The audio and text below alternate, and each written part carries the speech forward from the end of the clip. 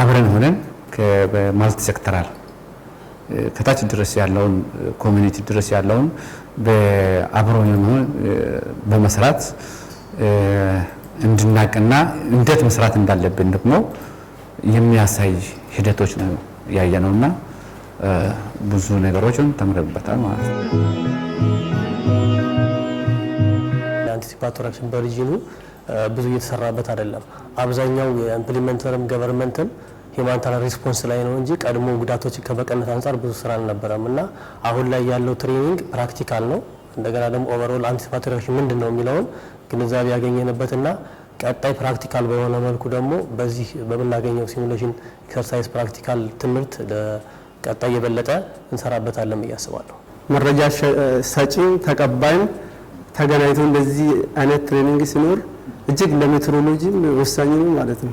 ምክንያቱም መረጃ ነገሩ ከተከሰተ በኋላ ሳይከሰት ነው ሜትሮሎጂ መረጃ ሰጥቶ ያ መረጃ ተጠቃሚ አድሬስ ሆኖ ተጠቃሚው ምንም ነገር ጉዳት ሳይደርስ መረጃው መጠቀም ከቻለ ነው ሜትሮሎጂን የሚያሰኝ። ዩኤን ኤጀንሲዎች፣ ፓርትነሮች እንደዚሁም የወረዳ ኤርሊ ዋርኒንግ ኮሚቴ አባላት እና የክልል ሴክተር መስሪያ ቤቶች ውሃ፣ ትምህርት፣ ጤናና እንደዚሁም የአደጋ መከላከል ኤርሊ ዋርኒንግ እና ዳራር ባለሙያዎች ሆነው ፕራክቲካሊ ሲሙሌት እያደረጉ ይገኛሉ።